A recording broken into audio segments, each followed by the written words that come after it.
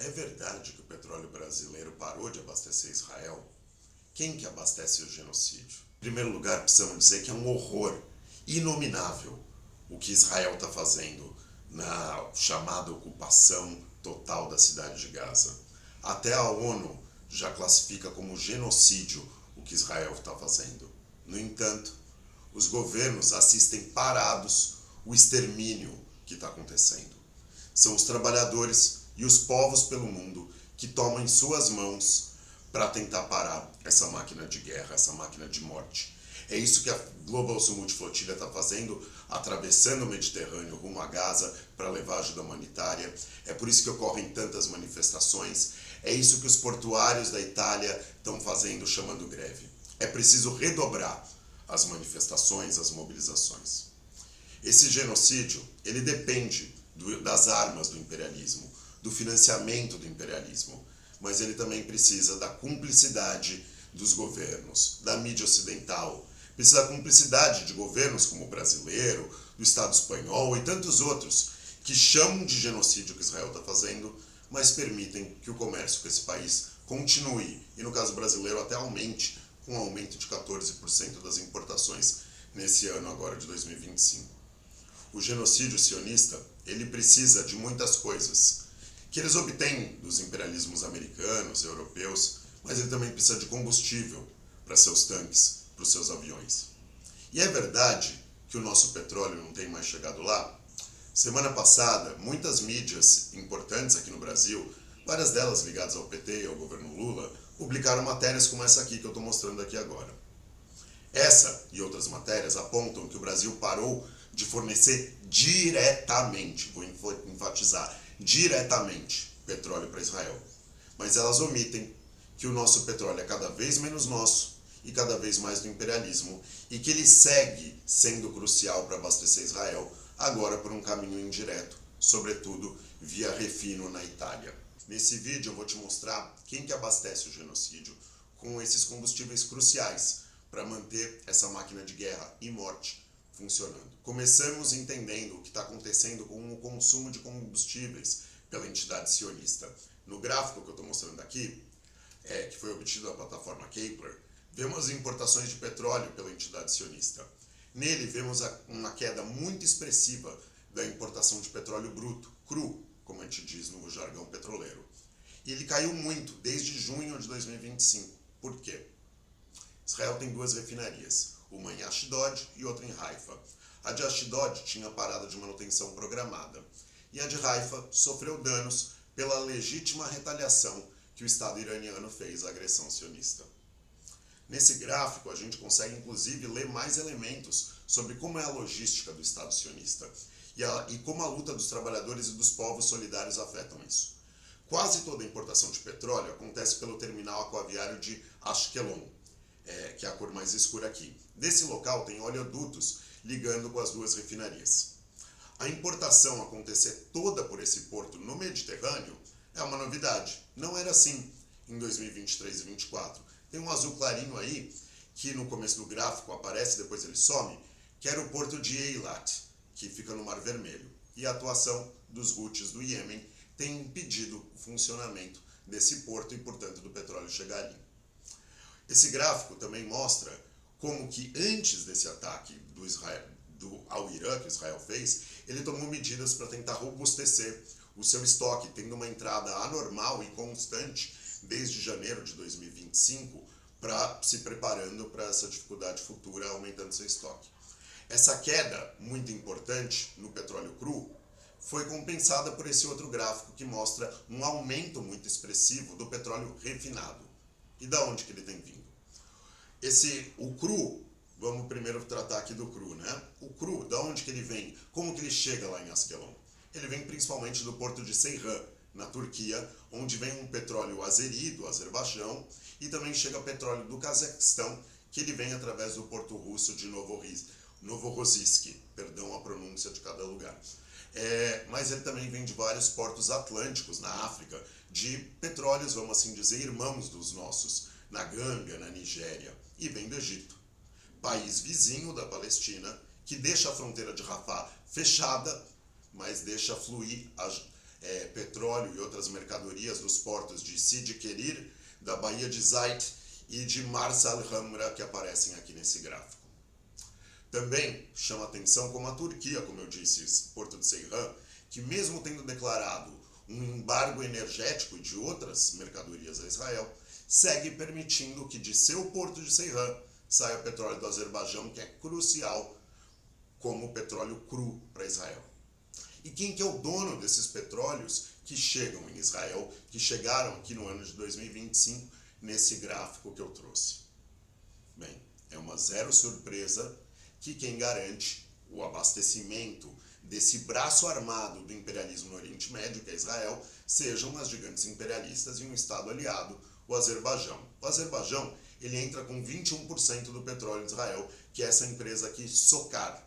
Empatado em primeiro lugar está a TCO, que é uma empresa da Chevron e da Exxon no Cazaquistão. Em terceiro lugar temos a KPO, que é uma outra empresa imperialista naquele país asiático, no Cazaquistão. Só que agora é a Eni italiana e a Shell.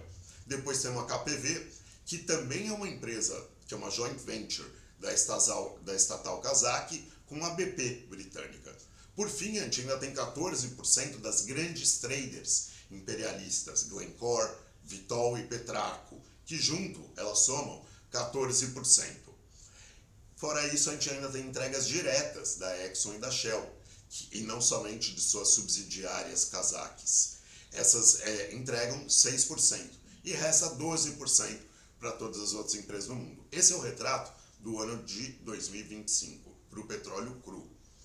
Para o refinado, a gente tem uma situação bastante diferente e a gente vai focar nesses últimos meses, desde junho, como a gente viu ali no gráfico, quando aumentou muito a importação de Israel de derivado, porque ficou sem fontes de como refinar e ficou mais dependente desse derivado para garantir sua máquina de guerra, para garantir que seus tanques tivessem diesel e outros equipamentos precisarem de combustíveis fósseis, não só para aumentar o aquecimento global e a destruição planetária, mas sobretudo o massacre do povo palestino. A principal fonte de petróleo derivado é essa GOI Energy. Quem que é essa GOI Energy? É uma subsidiária de um grupo sionista sediado em Israel, o grupo Bazan, que controla a refinaria Izab, que fica na Sicília, na Itália. A segunda fonte conhecida, mais importante, é a refinaria Saras, que é dessa Suíça Vitol, que também fica na Itália, só que dessa vez na Sardenha. Depois, perto dela em tamanho, temos as refinarias da Valero, empresa norte-americana no Texas. Nenhuma surpresa o papel dos imperialismos europeus e americanos nisso. Mas aí que entram as fontes indiretas do Brasil para garantir que o combustível chegue em Israel. Essas fontes que o petismo está ignorando ou tentando esconder, falando só que terminou a entrega direta. Essa refinaria Saras, na Sardenha, que eu já falei, ela foi responsável sozinha por 28% de todas as importações da entidade sionista no mês crítico de junho.